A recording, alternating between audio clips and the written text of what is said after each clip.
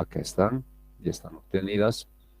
Y la diferencia nos da 499,8.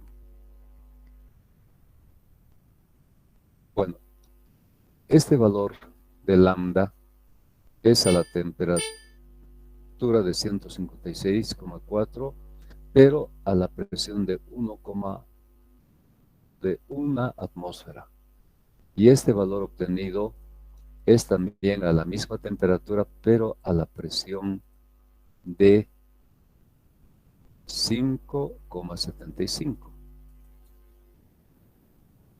5,75 aproximadamente atmósferas. Una atmósfera es, redondeando, prácticamente 1 kilogramo. Entonces, vemos que la presión no influye casi nada en cuanto a lambda, que es igual a delta H. Este valor ha sido obtenido de lo cognitojo, pero es para una presión de una atmósfera. Y este valor ha sido calculado a la misma temperatura, pero para una presión de 5,75.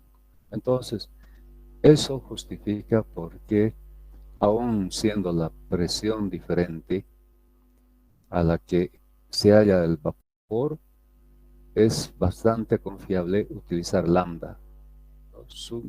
La diferencia entre estos dos valores no es muy grande, casi nada. Entonces, podemos utilizar también esta expresión, o esa forma de cálculo. Bien, teniendo los datos, reemplazamos para encontrar el coeficiente h. Se trata de un solo tubo, por tanto n vale 1. Reemplazamos todos los datos que tenemos. Encontramos un coeficiente de 8.482,87. Reemplazamos en la expresión de calor condensado y recordemos que el área está en función de la longitud del tubo. Y de esa manera el calor por condensación queda en función de la longitud L. Igualando la expresión de calor sensible, despejando L, hallamos una longitud de 4,7 metros. Bueno, tenemos un problema propuesto que, bueno, sí, eso ya depende de ustedes, del interés de ustedes resolverlo. Si hay dudas, bueno, siempre están abiertas. Está abierta la posibilidad de que en las clases hagan las preguntas, las consultas necesarias para, para resolver las dudas que hubiesen cuando ustedes resuelvan estos problemas. Bueno, chicos, eso sería todo en la parte de condensación. En la parte de ebullición no hay muchos problemas. Como han visto, es un tema bastante complejo y hay más problemas en la parte de condensación, como este tipo de problemas que hemos visto. Entonces, eso sería por la clase de hoy y nos encontramos el día lunes de la siguiente semana. Bueno, eso sería todo. Entonces, hasta el día lunes.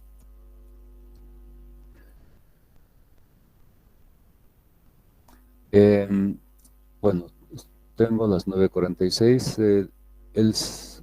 Empiezo clases en unos 2 minutos, por favor. Un pequeño respiro para empezar las clases con el segundo grupo.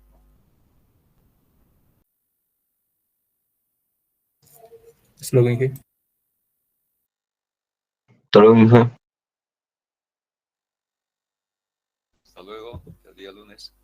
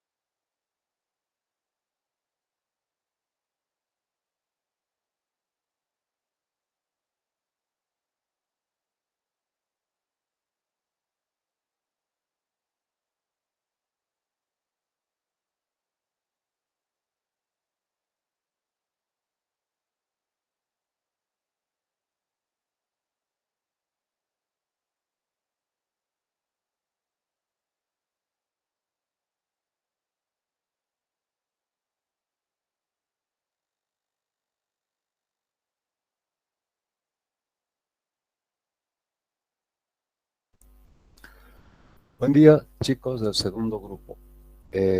Vamos a empezar la clase. Es un tema nuevo. Es el tema de condensación y ebullición. En los libros, los diferentes libros de transferencia de calor, estos dos temas se abarcan en dos capítulos diferentes. Hay un capítulo para condensación y otro para ebullición. En la materia, estos temas los vemos dentro de convección forzada porque existe alguna similitud, yo diría bastante similitud. En convección, ya sea natural o forzada, hemos visto que es importante la película de convección. Aquí en estos temas, en estos procesos, también aparece una película de condensado y una película de ebullición. Entonces, eso es lo común, por eso es que los involucramos dentro del capítulo de convección forzada. Los dos procesos con cambio de fase más comunes son la condensación y evaporación. Ambos se consideran fenómenos de superficie, al igual que la convección, ya que la transferencia de calor ocurre dentro de una película. Por tanto, se utiliza un coeficiente de transferencia de calor H para relacionar el flujo de calor con la diferencia de temperatura entre la superficie de calentamiento o enfriamiento y el fluido saturado. Entonces, esta expresión ya la conocemos, ¿verdad? La hemos utilizado. También es válida para condensación y ebullición. Entonces, en ese caso, H sería el coeficiente de condensación o el coeficiente de ebullición o cambio de fase. A es el área donde se forma la película, el área de transferencia de calor. T sub S la temperatura de la superficie y T sub sat temperatura de saturación del líquido, en este caso del vapor. En un diagrama temperatura-volumen específico, vamos a ver, a manera de hacer un repaso, lo que sucede con un líquido cuando en diferentes etapas llega hasta la condición de vapor sobrecalentado, y también vamos a hacer el análisis inverso. Entonces, es cierto que ustedes ya lo han visto en termodinámica, todo esto lo han estudiado con mucho detalle. De todas maneras, es bueno hacer siempre un repaso antes de continuar. Bien, entonces, esta línea que ustedes ven es una línea a presión constante o isobara.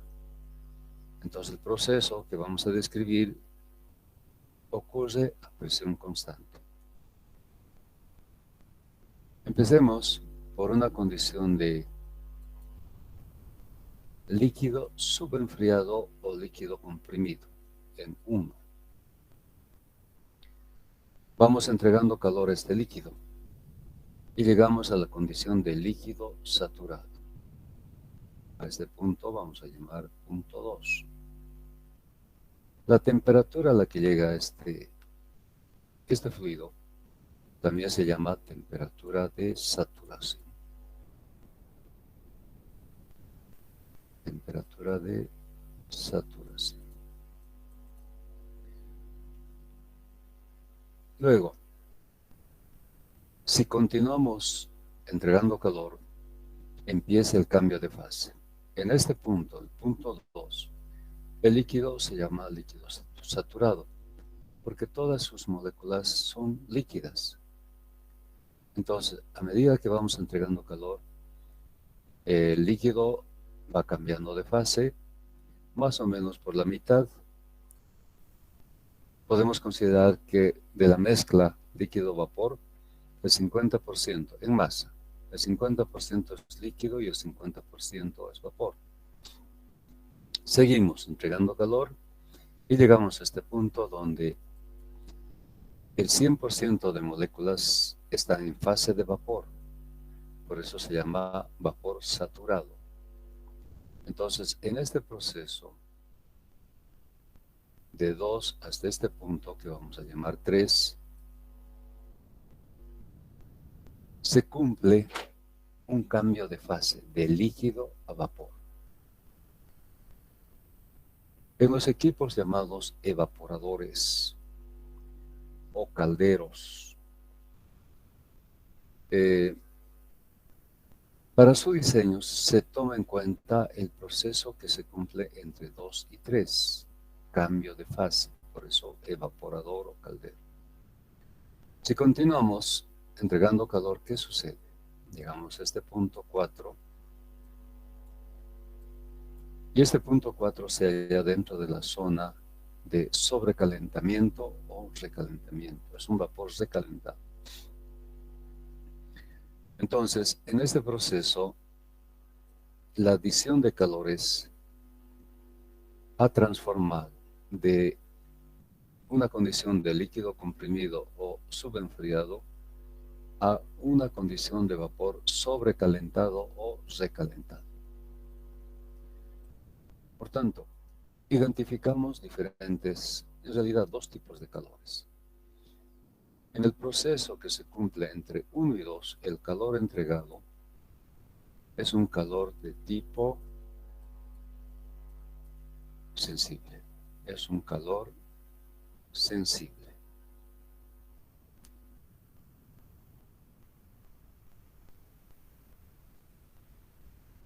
¿Por qué sensible? Porque cambia su temperatura.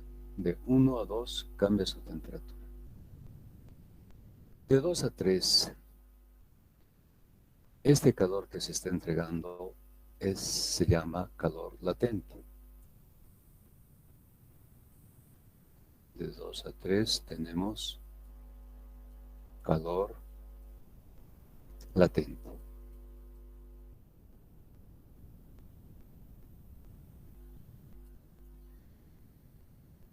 A diferencia del anterior, se caracteriza porque la temperatura y la presión se mantienen constantes. En realidad, todo este proceso ocurre a presión constante, pero en esta zona, además de la presión, la temperatura se mantiene constante y es la temperatura de saturación.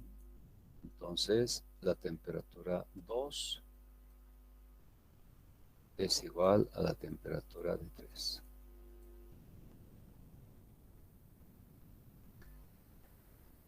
Luego, una vez que tenemos vapor saturado,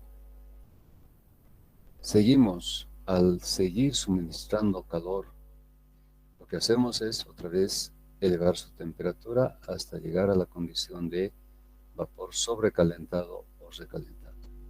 Por tanto, el tipo de calor que se está suministrando es calor sensible.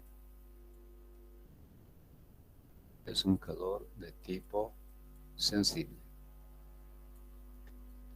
Se cambia la temperatura del vapor. Calor sensible. Bien, entonces, de esa manera describimos el proceso que se cumple de 1 hasta 4. Ahora veamos el proceso inverso.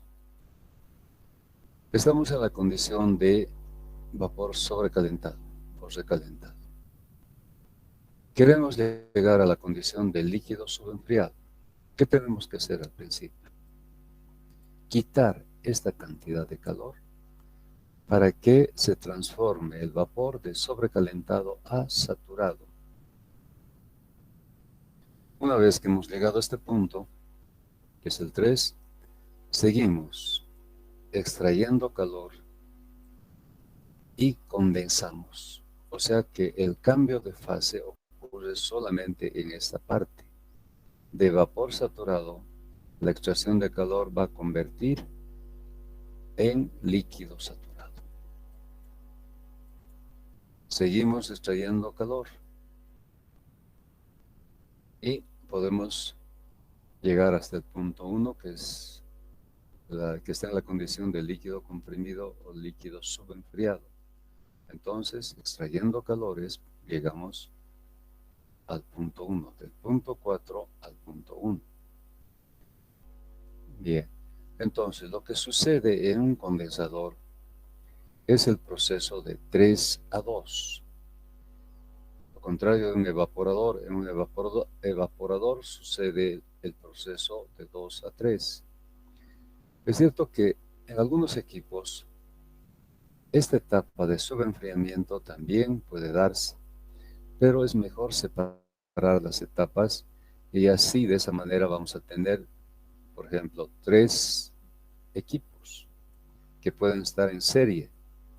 Un equipo va a eliminar el sobrecalentamiento, otro equipo, propiamente un condensador, va a transformar de vapor saturado a líquido saturado, y un tercer equipo va a enfriar de la condición de líquido saturado a la condición tal vez de temperatura atmosférica o temperatura ambiente. En uno la temperatura es la menor, entonces generalmente está relacionado con la temperatura ambiente. Entonces tendríamos 3 equipos: un eliminador de sobrecalentamiento, un condensador y un subenfriador. Pero lo que interesa cuando diseñemos un condensador es solamente esta etapa. O diseñemos un evaporador o un condensador, también se refiere solo a esta etapa. Estas otras etapas son otras, como se ve. Entonces se tratarían de otros equipos. Bien, entonces hemos hecho un pequeño repaso de lo que es el diagrama temperatura-volumen específico, indicando los diferentes cambios de estado. Aquí estamos indicando otros aspectos. Sin embargo, como los procesos de cambio de fase incluyen cambios en la densidad, viscosidad, calor específico, conductividad térmica del fluido, mientras se libera, en este caso condensación, o se absorbe, evaporación, el calor latente del fluido, el cálculo del coeficiente de transferencia de calor por evaporación y condensación es complicado, es mucho más complicado que para procesos de convección en una sola fase. Debido a esto, la mayor parte de los cálculos de ingeniería que tienen que ver con ebullición y condensación se hacen a partir de correlaciones empíricas. Vamos a ver, empezaremos con la condensación. Entonces, estos procesos son complejos de por sí. Se han hecho estudios, se ha hecho mucha investigación y tenemos ecuaciones muchas veces productos de experiencias, son ecuaciones empíricas, no tienen una base matemática clara, sino son más que todo experiencias. Entonces, lo que vamos a mostrar son esos resultados. Empezaremos con la condensación. La condensación es el fenómeno inverso de la ebullición. Ocurre cuando un vapor saturado se pone en contacto con la superficie a menor temperatura, formándose una película de condensado. El líquido que conforma la película es drenado por la gravedad o la acción del arrastre de la corriente de vapor. La rapidez de transferencia de calor depende del espesor y de la forma de la película.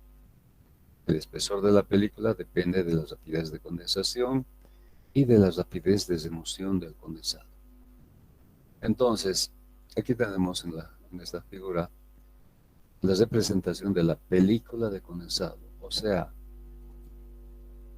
en contacto con una superficie fría tenemos vapor.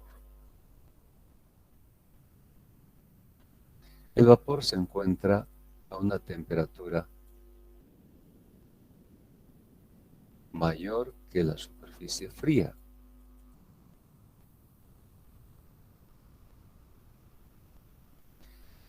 La superficie fría, es decir, esta diferencia de temperaturas, motiva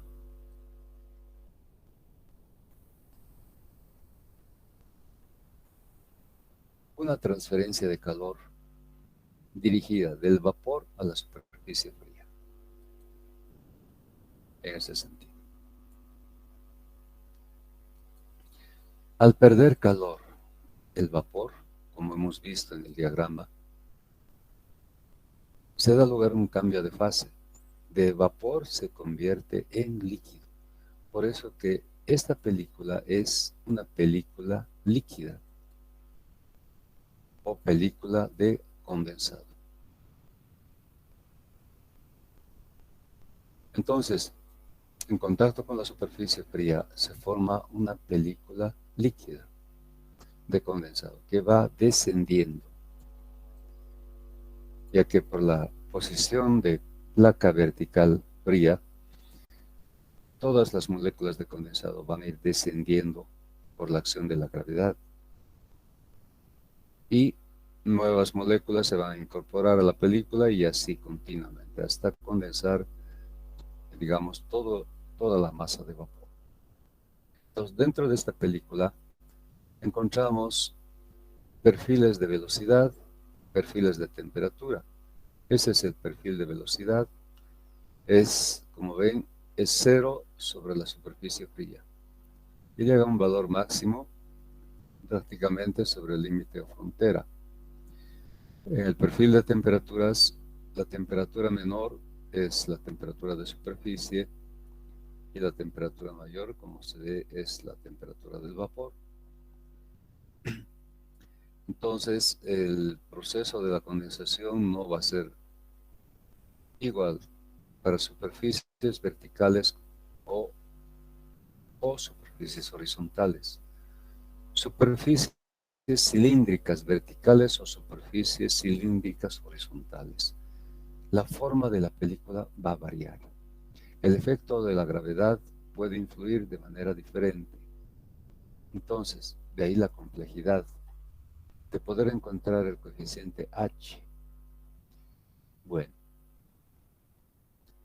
existen dos tipos de condensación. Condensación en forma de película y condensación en forma de gotas. La condensación en forma de película es el tipo más común.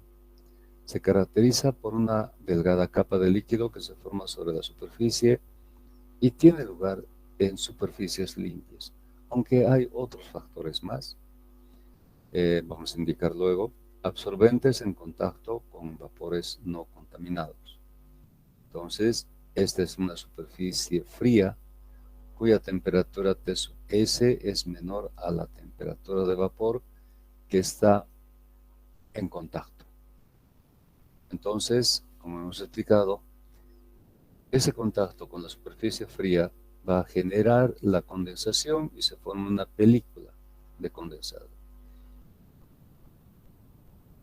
Esta película de condensado va a cubrir prácticamente toda la superficie, constituyéndose en una resistencia a la transferencia de calor. Este calor transmitido encuentra resistencia y la resistencia se debe a la película de condensado. Bien. En el oculto tenemos algunas cuestiones recomendadas para condensación sobre superficies, ya sean superficies planas o cilíndricas. A ver, las propiedades deben ser halladas a esta temperatura. Se llama temperatura de película. Bueno, también se llama temperatura media de película de tránsito, que tiene una forma diferente a la que hemos visto, ¿se acuerdan? Para condensación, la temperatura de película es igual a temperatura del vapor menos 3/4 de la diferencia temperatura de vapor menos temperatura de superficie. Estas son las ecuaciones recomendadas para superficies verticales. Podemos ver que algunas propiedades llevan el subíndice F. En realidad, todas las propiedades. Estas propiedades deben ser halladas a esta temperatura. G es la gravedad local, delta H es el calor de condensación, L es la altura de la placa, mu, viscosidad dinámica y diferencia de temperaturas elevados al exponente en 4. Esta otra, a diferencia de esta, tenemos el diámetro. Si es un tubo vertical, este diámetro es el diámetro externo. W es el flujo másico de condensado. Entonces, de estas dos, la primera es utilizada más para placas verticales y la segunda para tubos verticales. Vemos que es función del diámetro externo y en este caso es función de la altura de la placa, de la pared. Bien. Para tubos horizontales nos proponen una sola expresión. Aquí también vemos que las propiedades llevan su índice F. Y como se trata de tubos, esta D se refiere al diámetro externo. Ahora bien, N es el número de tubos en la hilera vertical. ¿Qué quiere decir esto? Si tenemos un tubo y la superficie fría de este tubo motiva la condensación de un vapor.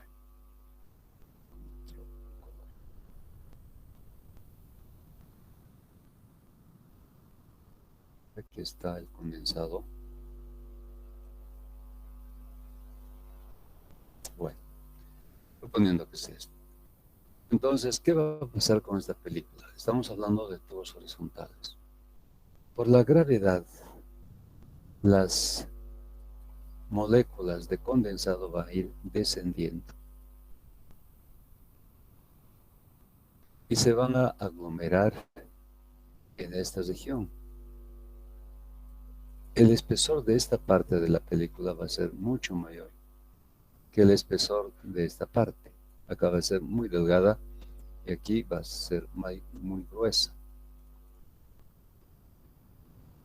Como el proceso de la condensación es continuo, entonces se va a ir concentrando cada vez más y más moléculas de condensado acá, hasta llegar a un punto en el que se van a ir desprendiendo en forma de gotas.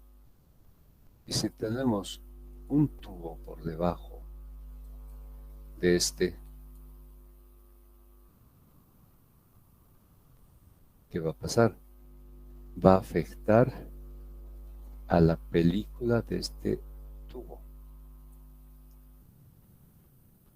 La película de condensado de este tubo va a estar afectado por las gotas que caen del tubo superior. Entonces, esta influencia se hace notar con este número N, que tiene que ver con el número de tubos de la hilera vertical. Si N vale 1, 1 a la 2/3 no hay ninguna influencia, ¿verdad? Y eso es obvio, porque no hay ningún tubo que esté por encima que afecte a la película de condensado. Se manifiesta su efecto cuando N es mayor a 1. 2 a la 2/3 ya es significativo. 3, 4, 5, 10, etc. son valores que van a afectar al valor de H. Entonces, N se refiere a eso. Es el número de tubos en la hilera vertical.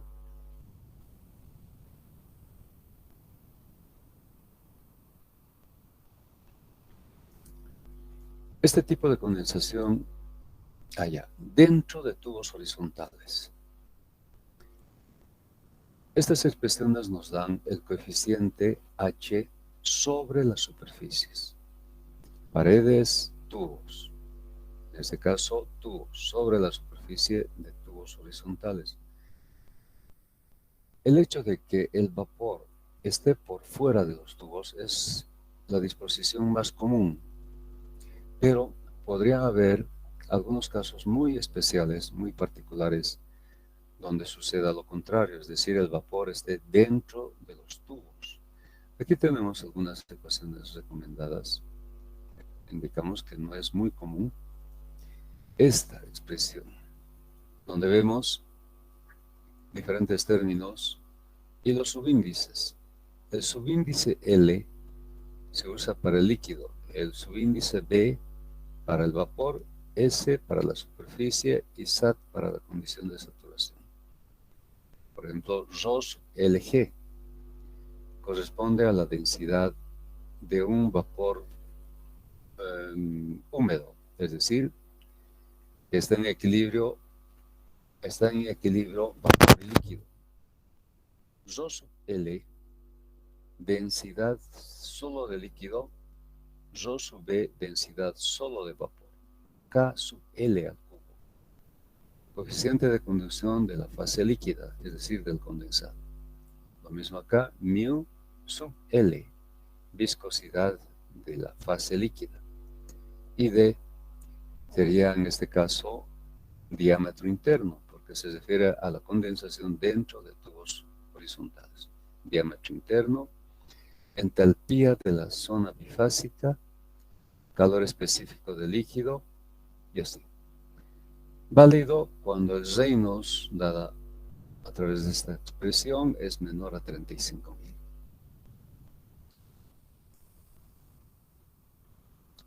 La otra forma de condensación es la condensación en gotas. En este caso se forman diminutas gotas de condensado sobre la superficie, que van aumentando su tamaño hasta que son desplazadas por la gravedad o por el movimiento del vapor. Entonces, por ejemplo, si esta superficie tuviese una pequeña inclinación, las gotas van descendiendo. O si es totalmente horizontal, entonces el vapor que va, digamos, va alimentándose, el impulso de la corriente podría retirar a las gotas. Entonces, el vapor está en contacto con una superficie fría y se forman gotas. Ahora, observamos que no toda la superficie está cubierta. Hay pequeños espacios, pequeños huecos. Eso significa que la resistencia que ofrece no es muy grande comparado con la película, con la condensación en forma de película. Estos pequeños huecos significan que prácticamente no existe resistencia. La resistencia se da en la parte de las gotas. Entonces, eso es lo que podemos observar en primera instancia.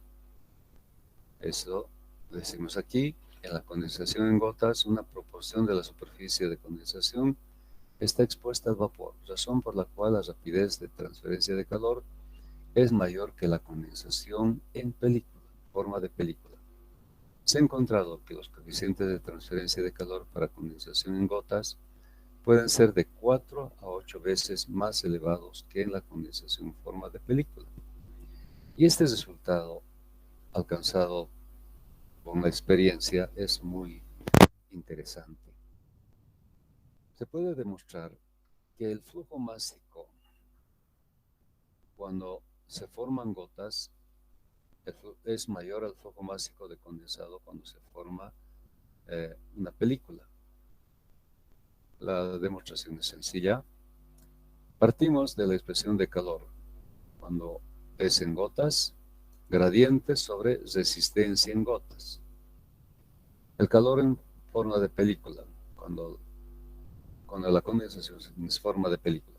Gradiente sobre la resistencia de la película. Entonces, hemos visto que la resistencia cuando hay gotas es menor que cuando hay película, ¿no? Ahora, complementamos el análisis con esta expresión. Calor en gotas, flujo másico en gotas por el calor de condensación, calor en forma o para película, flujo másico para películas por calor de condensación. La resistencia en forma de película es mayor a la resistencia en forma de gotas. Entonces, como la resistencia está en el denominador de las expresiones y como el calor en gotas es mayor al calor en forma de película, entonces queda demostrado que, bueno, lo que estamos haciendo aquí es reemplazar esta expresión acá y esta expresión acá. Como delta H está en ambos términos, se simplifica y queda que el flujo másico en gotas es mayor al flujo másico en forma de película. Fue lo que queda demostrado. Entonces, esta verificación de que el flujo másico del condensado cuando ocurre en gotas es mayor al otro caso, motiva, eh, motiva tomarlo en cuenta para constituir eh, condensación o para lograr condensación en forma de gotas. Pero existen varios factores. Aquí indicamos el resumen. La formación de gotas con la condensación depende de la naturaleza del vapor. Se ha encontrado, por ejemplo, que los vapores de hidrocarburos tienen la tendencia a condensarse en forma de gotas. El material de la superficie de condensación. Materiales como una variedad de plásticos dan para la condensación en forma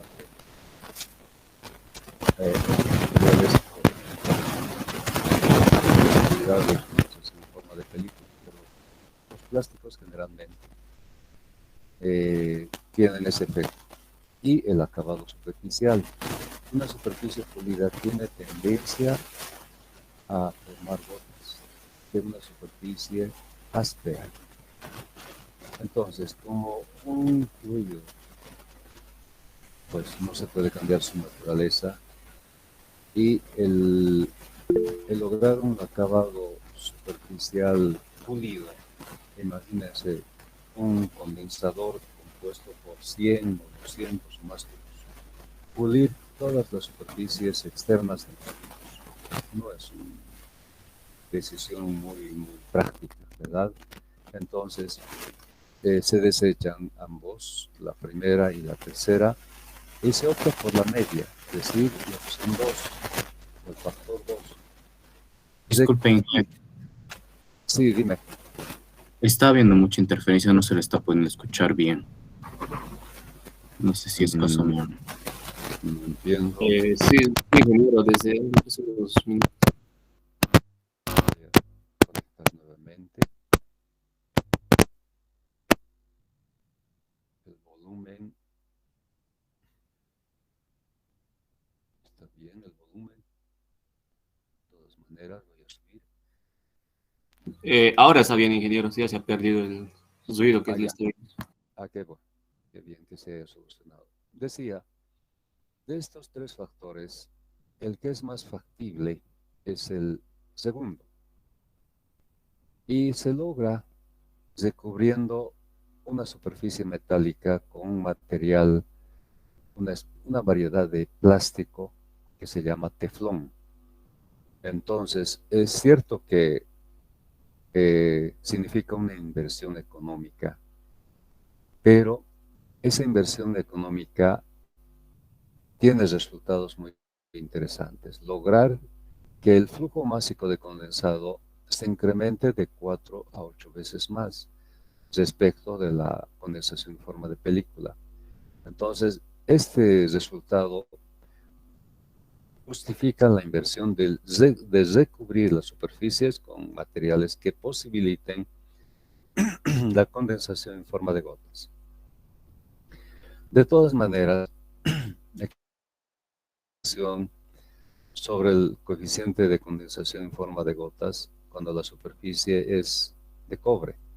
Entendemos que es un cobre pulido, lámina de cobre o tubería de cobre. Podemos encontrar este coeficiente en función, perdón, un ratito.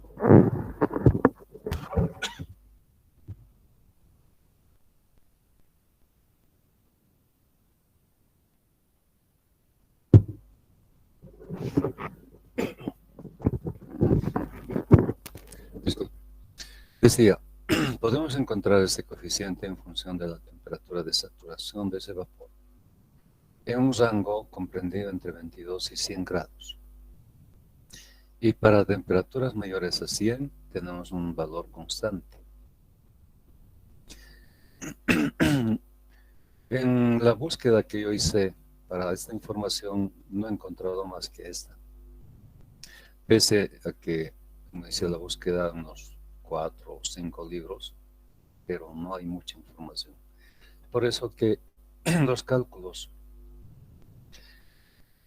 más nos basamos en la formación de la película de condensado en forma de película. Y estas son las expresiones para el H o la condensación en forma de película. Los problemas están más enfocados a condensación en forma de película.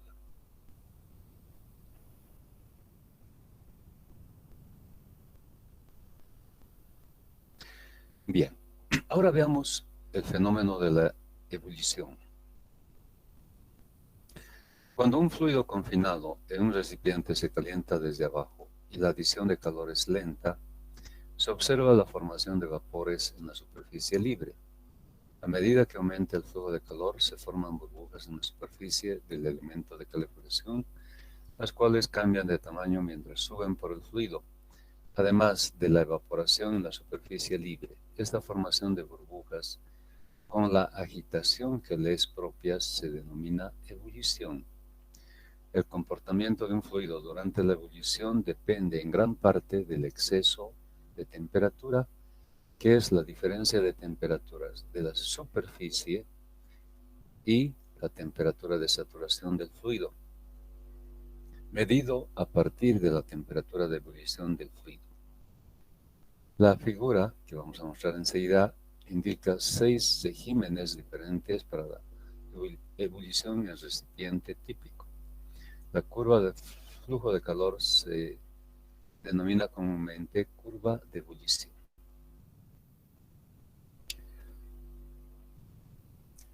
El estudio de la ebullición es muy complejo.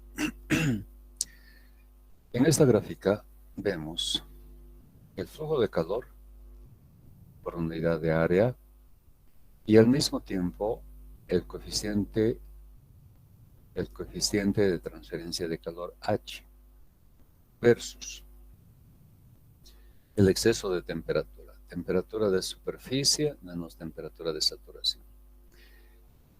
Se identifican 3 etapas principales: una etapa de evaporación en la superficie libre, otra de ebullición en núcleos y otra de ebullición en forma de película.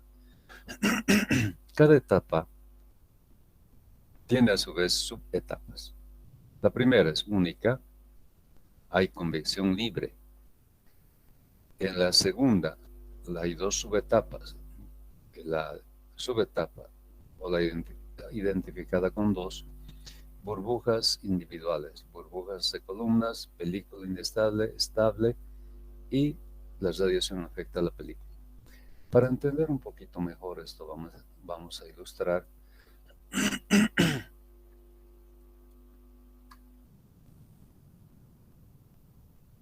vamos a suponer un recipiente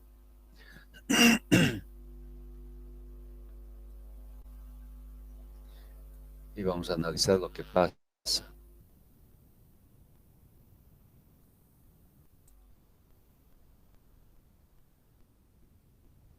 En estos diferentes casos, el calor se suministra de manera constante por la base.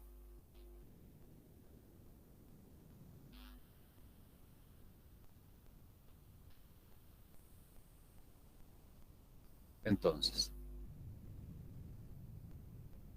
la temperatura paulatinamente va incrementándose, porque este aporte, como es continuo, va aumentando la temperatura de superficie. El gradiente va aumentando.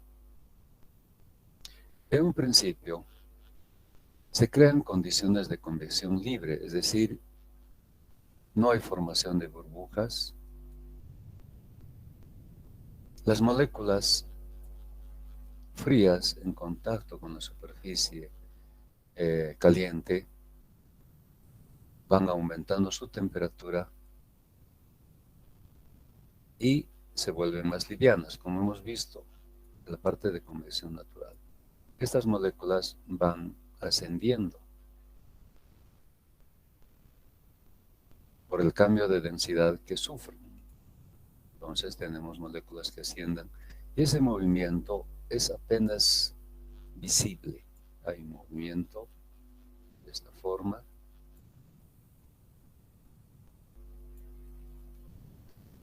Sin embargo, podemos observar en la superficie la formación de una capa muy tenue, apenas visible de vapor. Hay formación de vapor, pero es apenas visible. No hay burbujas. En esta subetapa de burbujas individuales, se forman burbujas pequeñas, pero de manera desordenada. Y estas van ascendiendo en toda la masa. Entonces, aquí ya vemos formación de vapor de manera más visible. Son pequeñas burbujas individuales. Bien, llegamos a esta etapa. Estamos aumentando la temperatura de superficie, por tanto, se forman burbujas más grandes y van ascendiendo estas en forma de columna.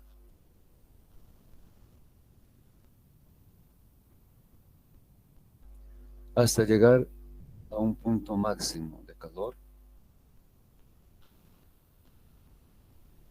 El punto B es un punto muy importante, se llama punto de quemado. Vamos a ver luego la justificación. Entonces entendemos que las burbujas son más grandes y ascienden en forma de columna. Pero vemos que el calor empieza a descender y consiguientemente el coeficiente de convección también. Esto es porque esta formación de burbujas ahora abarca a toda la superficie. Son burbujas planas y prácticamente no hay diferencia entre líquido y vapor. Al cubrir toda la superficie, actúan como es decir, generan una gran resistencia al paso del calor, porque cubren toda la superficie. Ya no tenemos una película, es todo vapor. Entonces, por esa razón, al aumentar la resistencia, disminuye el calor transmitido, hasta llegar a un valor mínimo. Si en esta etapa la película es inestable, luego se va estabilizando y otra vez empieza a subir y sube la tasa de calor porque aparece otro mecanismo que es la radiación. Entendemos que la temperatura de superficie ha llegado a un valor tan grande que genera otro mecanismo que es la radiación. Entonces aquí tenemos una combinación de radiación más convección. El coeficiente también va a ser un coeficiente combinado, radiación más convección, y empieza a subir otra vez tanto el calor como el coeficiente. Entonces, así de esa manera se desarrolla el proceso de cambio de fase. Por supuesto que para cada etapa hay una expresión de dónde obtener el coeficiente H. Hay un H para la etapa 1, hay un H para la etapa 2. hay un H para la etapa 3 y así.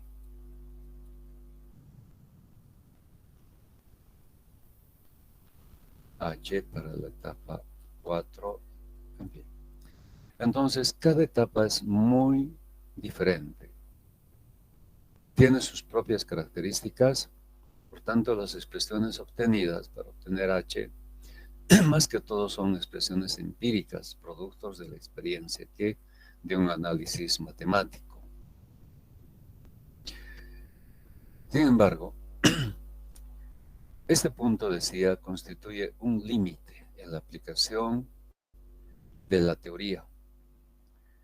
¿Por qué? Porque este punto B tiene que ver con temperaturas muy elevadas y que afectan a las propiedades de los materiales. En este caso, el material sería el material de la base. Si este es un recipiente que contiene un líquido, entonces la base está sometida a la temperatura, es decir, al calor entregado, y genera una temperatura superficial T sub S. Entonces, si esa temperatura es muy grande, es excesiva, van a haber cambios no solo en las propiedades mecánicas, sino también tal vez en la estructura, en las propiedades químicas, etcétera, etcétera.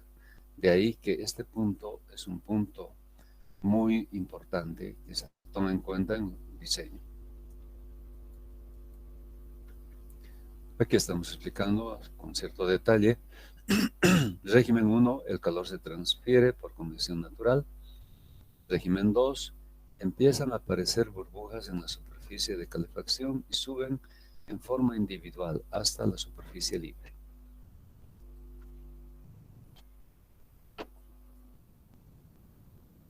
Etapa 3, o régimen 3.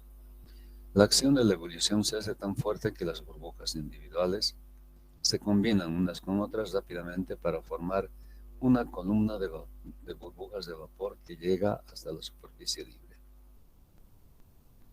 4. Las burbujas se forman tan rápidamente que cubren la superficie de calefacción, evitando que nuevas burbujas o nuevas partículas de fluido se pongan en contacto con ella. La resistencia de la película se incrementa, reduciendo el flujo de calor, y la rapidez de transferencia de calor disminuye, aumentando la diferencia de temperatura. Debido a que la película se desvanece y reaparece intermitentemente, este régimen es muy inestable. Régimen 5. La película sobre la superficie de calefacción se hace estable. Cuando el gradiente llega a unos 1000 grados Fahrenheit, la transferencia de calor por radiación empieza a tener importancia, se hace predominante, y el flujo de calor vuelve a aumentar cuando aumenta el gradiente. Y la etapa 6 o régimen 6, la radiación afecta totalmente a la película. El flujo de calor pico, el punto B, se llama punto de quemado. ¿Por qué? Este punto constituye un valor límite en el cálculo y diseño de los generadores de vapor, ya que tiene que ver con el efecto de la temperatura en las propiedades de resistencia mecánica del material utilizado.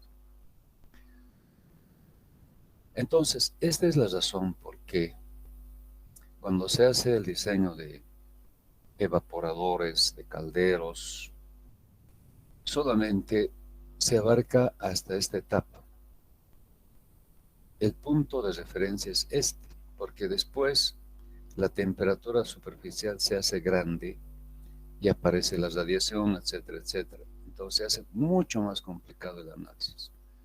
Entonces decía, si queremos diseñar un cambiador, en este caso un evaporador o un caldero, debemos tomar en cuenta qué es lo que queremos. Queremos calentar el agua, es decir, que sea un caldero solamente como generador de agua caliente, pues no vamos a entrar a la etapa de ebullición, solamente vamos a trabajar tal vez en esta etapa. Queremos un vapor o un generador de vapor, un caldero que genere vapor, y vamos a tener que abarcar esta etapa 3. Algunos prefieren trabajar directamente con el H para la etapa 3. Otros prefieren trabajar con un valor medio, H1 más H2 más H3 sobre 3, con ese H en el diseño. Entonces los criterios son diferentes, pero se toma en cuenta este punto B como un límite para la aplicación en diseños. El problema de superar esta temperatura es muy visible. Yo, bueno, en mi experiencia tuve ocasión de ver este problema en un caldero pirotubular. Voy a hacer un esquema rápido.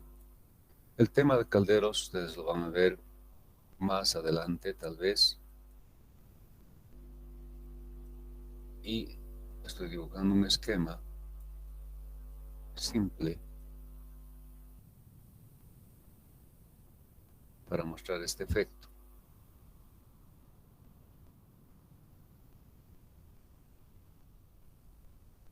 Entonces aquí tenemos el quemador. Es un quemador de tiro o de aire forzado y genera una llama que se extiende a lo largo de este tubo.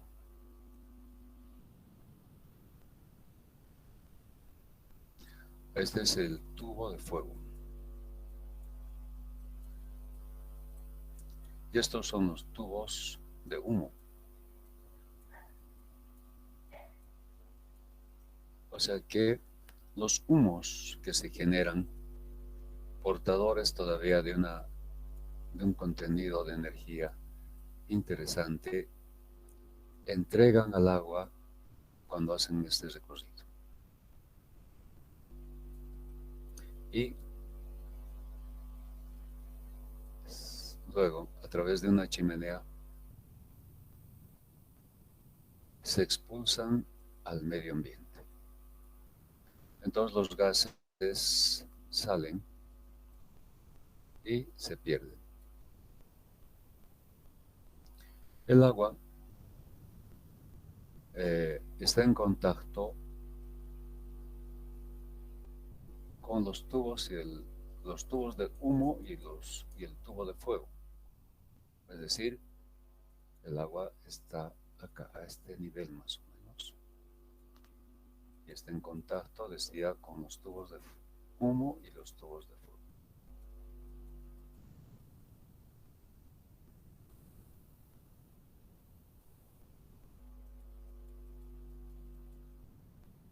Bueno, este es un esquema aproximado de un caldero pirotubular con tubo de fuego. Por algún motivo, tal vez el control a nivel no funcionó en algún momento y el agua contenida era poca. La entrega de calor motivó que esa agua se evapore y aumente de presión, convirtiéndose en vapor recalentado. Entonces, la presión ejercida por ese vapor recalentado empujó a esta superficie, deformándola en principio ligeramente. Entonces se dan cuenta, la presión de ese vapor recalentado ha empujado esta superficie y la ha deformado.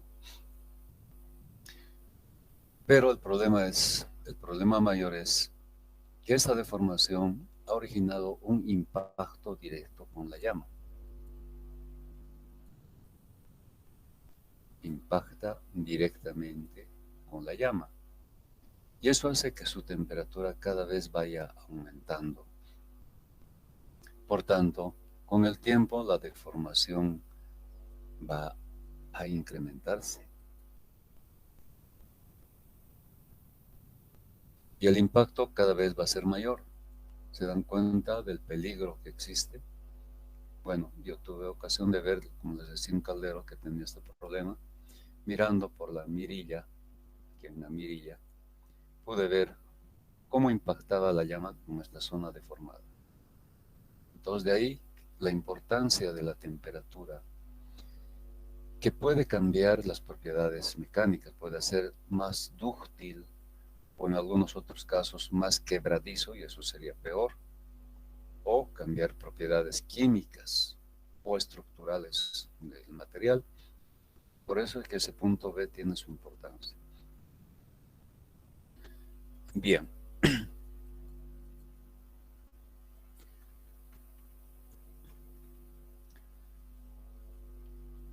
Para el agua tenemos ecuaciones recomendadas, ecuaciones simplificadas. En el PITS encontramos esta información. Como el agua es el fluido más utilizado en procesos de ebullición, es decir, cambio de fase, la tabla mostrada incluye algunas relaciones simplificadas para la ebullición de agua a presión atmosférica. En estas fórmulas las constantes no son adimensionales. Por tanto, debe tenerse el cuidado de expresar las cantidades en las unidades indicadas en la tabla. El coeficiente de transferencia de calor a una presión P se calcula mediante la relación. Este coeficiente H sub A es el coeficiente a la presión atmosférica normal. A nivel del mar, esa presión es 1,0332 kilogramos por centímetro cuadrado, por ejemplo. Y P es la presión en el lugar donde queremos emplazar, por ejemplo, el equipo. Si es Cochabamba, sabemos que la presión es aproximadamente el 75% de la presión atmosférica. Entonces, de esa manera se corrige el valor de H para la presión a la que queremos. Entonces, las ecuaciones. Para superficies horizontales, esta es la ecuación recomendada, pero la condición que debe cumplir es que el flujo de calor sea menor a 5000. Para recipientes anchos tenemos otra expresión, pero para un rango comprendido entre 75.000 y 5.000, y así. Para diferentes configuraciones tenemos ecuaciones recomendadas y sus condiciones. Entonces, especialmente en el diseño de calderos, se deberían tomar en cuenta estas expresiones. Bueno, yo desconozco cómo se hace este tratamiento en la materia correspondiente. Seguramente cuando ustedes lleven la materia van a poder tener la ocasión de comparar. No sé si son estas las expresiones, o son expresiones empíricas, o son otro tipo de expresiones. Bueno, eso con el docente ustedes van a ver, pero ya tienen una idea de cómo poder calcular ese coeficiente que interviene en el diseño de los calderos principalmente. Bien, para completar esta parte, tenemos un problema planteado que dice: para el calentamiento de una corriente de agua desde 20 hasta 80, se hace pasar por el interior de un tubo horizontal de hierro de 3/4 de pulgada, en cuyo exterior se condensa vapor de agua saturado a 5 kilogramos por centímetro cuadrado de sobrepresión. Perdón, un momentito.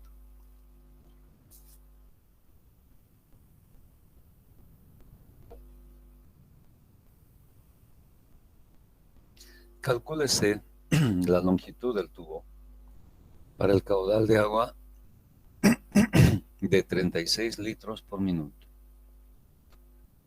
Se conoce la temperatura de superficie es 117,5 grados centígrados. Vamos a ver que esa temperatura es muy importante.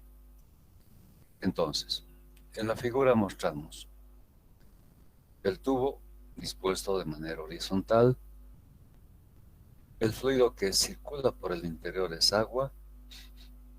Las dimensiones del conducto, diámetro exterior y longitud. La longitud es lo que queremos averiguar. Rodeado de vapor saturado que al condensar forma una película exterior, es la película de condensado. Entonces, del balance, tenemos que el calor sensible ganado por el agua que circula por el interior es igual al calor de condensación.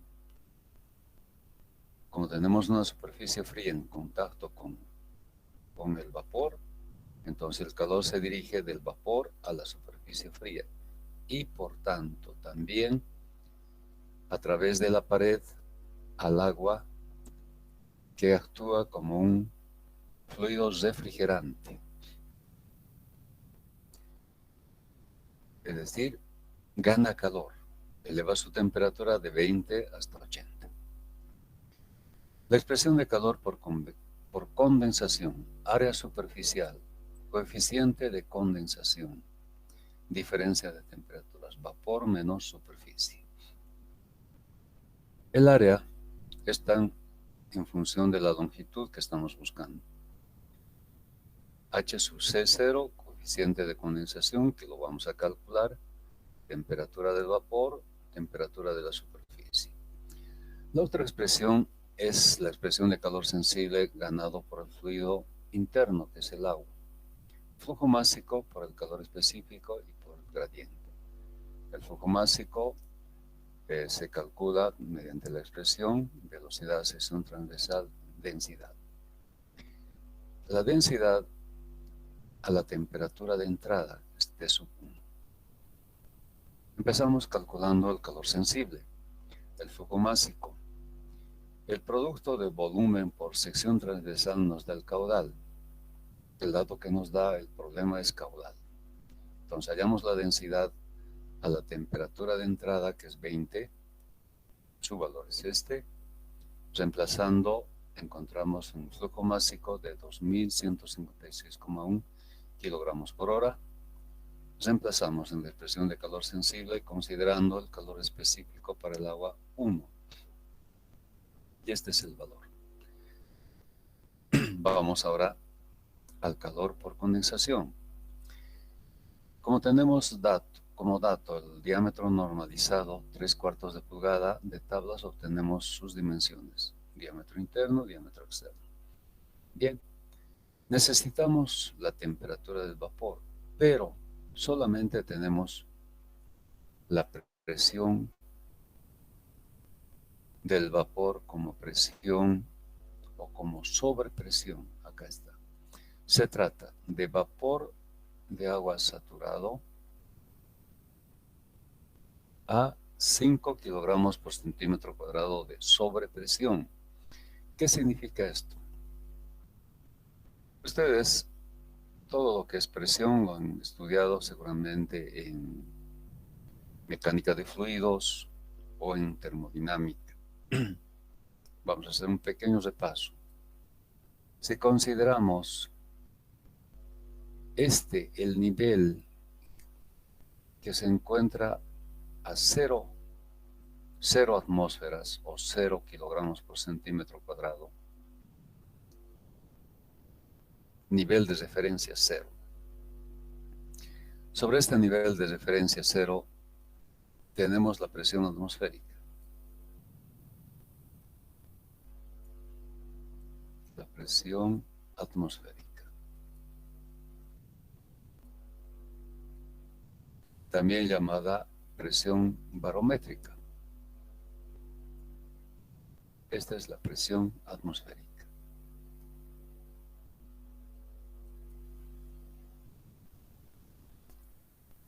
Sobre el 0 tenemos la presión atmosférica. Bien, mediante un instrumento llamado manómetro, medimos esta presión. La presión medida por un manómetro es sobre la presión atmosférica. O sea que se trata de este valor.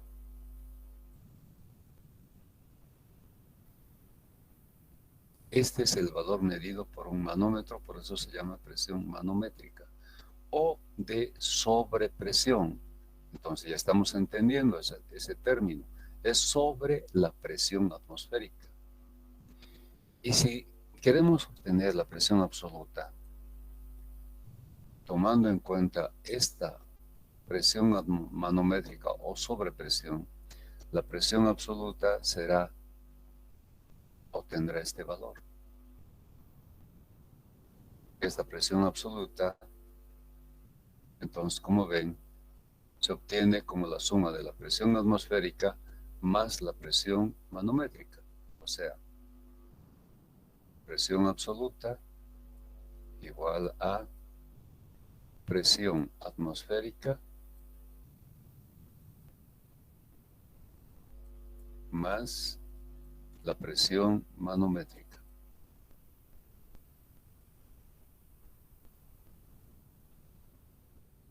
Bien, ahora, si medimos la presión mediante otro instrumento que se llama bacómetro, ¿qué medida nos va a dar?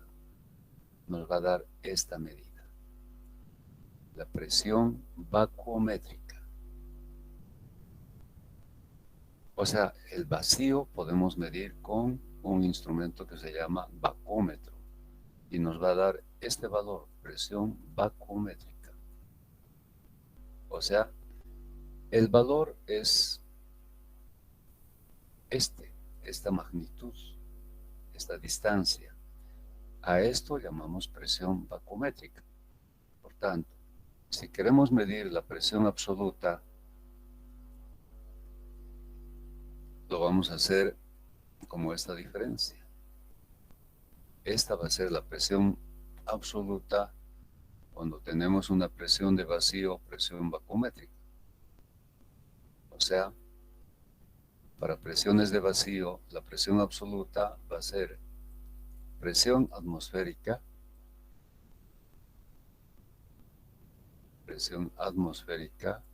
menos presión bacométrica.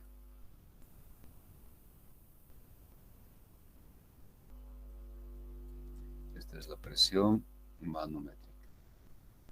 Bien, a estas dos presiones, en forma genérica se las llama presiones relativas. Por eso se escribe una expresión para la presión absoluta como la suma de la presión atmosférica más menos la presión relativa. Entonces, la presión relativa es positiva cuando es manométrica. La presión relativa es negativa cuando es una presión bacométrica. Entonces, este es el análisis básico que relaciona las presiones relativas con las presiones absolutas.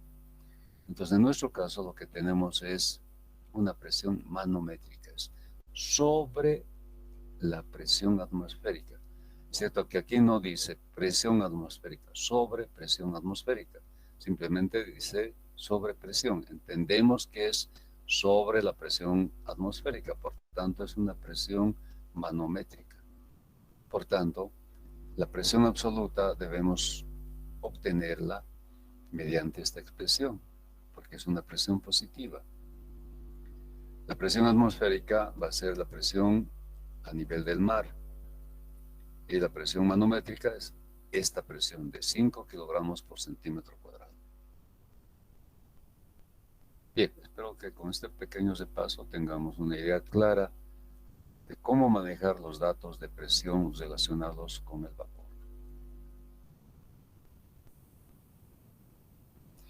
Bien, aquí estamos haciendo la suma de presión manométrica más presión atmosférica para obtener la presión absoluta.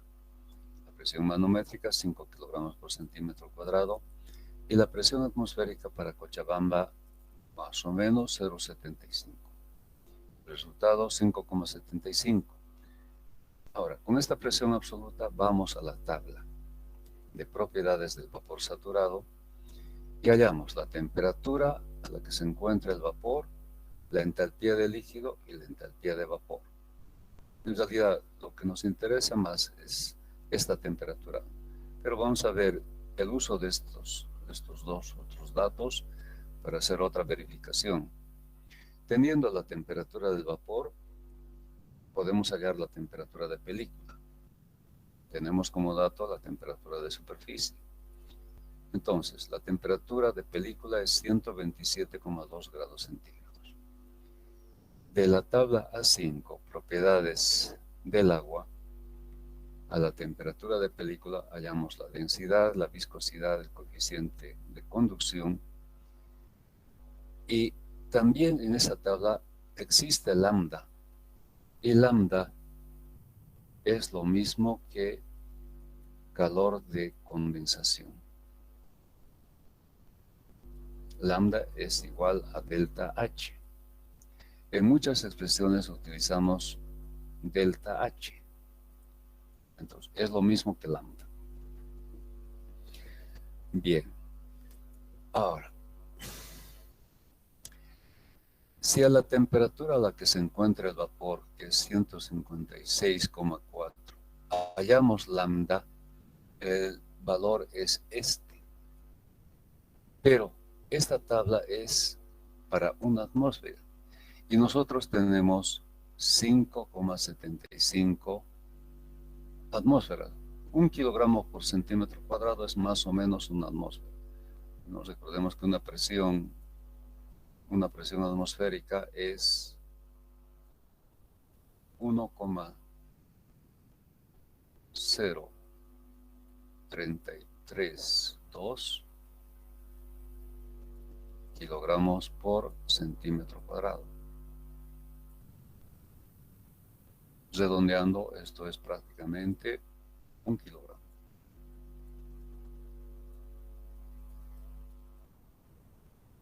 Entonces, si esta tabla ha sido elaborada para una atmósfera, y aquí tenemos 5,75 atmósferas, este valor será correcto, obtenido de esta tabla. Podemos hacer una verificación. Delta H significa la diferencia de entalpías de vapor líquido.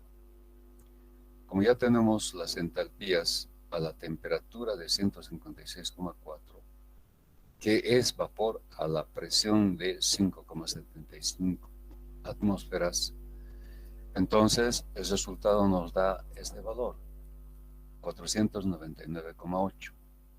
Si comparamos ambos, hay muy poca diferencia. Por eso podemos constatar de que la presión no influye en el calor de condensación, o influye muy poco. Por tanto, en los cálculos, con cierta garantía, podemos tomar lambda igual a delta H para una atmósfera, pese a que la presión no es una atmósfera, es 5,75 atmósferas en este caso. Los resultados son muy parecidos. Entonces, con cierta garantía podemos trabajar con lambda de la tabla A5. Bien, teniendo los valores, reemplazamos en la expresión para tubo horizontal. Como se trata de un solo tubo, n vale 1. Aquí está el valor de 1, los demás términos son reemplazados y obtenemos un coeficiente de condensación de 8.482,87 en unidades kilocalorías por metro cuadrado hora grado centígrado. Y reemplazamos en la expresión de calor por condensación. Recordemos que en el área está la incógnita, que es la longitud. Reemplazamos los valores y tenemos la expresión de calor de condensación en función de la longitud L. Y hemos obtenido el calor sensible. Igualamos ambos y de ahí despejamos L y encontramos 4,7 metros. Entonces, de esta manera se ha resuelto este problema. No sé si hay alguna duda, alguna pregunta. ¿Está claro? Bien. Tengo un problema propuesto que ustedes, sugiero que lo resuelvan, pero todo depende de ustedes. Aquí tenemos agua saturado a 1,8 atmósferas técnicas. Fíjense en el dato, en este dato que se da en el problema. No dice si es de sobrepresión, no dice si es atmosférica, no dice si es vacuométrica o de vacío, en fin. Simplemente nos dice a 1,8 atmósferas técnicas. Entonces, cuando nos dan esta información, entendemos que se trata de una presión absoluta. La presión absoluta es 1,8 atmósferas técnicas. AT significa atmósferas técnicas. Y una atmósfera técnica es igual a 1 kilogramo por centímetro cuadrado. Entonces, hay que tomar en cuenta esta forma de presentar la presión. Aquí directamente entendemos que es presión absoluta. Y con esa presión absoluta, que sería 1,8 kilogramos por centímetro cuadrado, nos vamos a la tabla y encontramos la temperatura de ese vapor. Entonces, aquí tenemos las respuestas. Comparen el resultado obtenido con esta respuesta. Si coincide, está bien. Si hay una pequeña diferencia, bueno, no importa. Entonces, a ver, resuélvanlo. Y si encuentran alguna dificultad, pues lo comentamos, lo analizamos en la siguiente clase. Bueno, chicos, eso sería todo por esta clase. Vamos a vernos con otro tema la siguiente clase, que sería el día lunes. Este material les voy a enviar. Entonces, eso sería todo. Bueno, me despido hasta la semana que viene, el día lunes.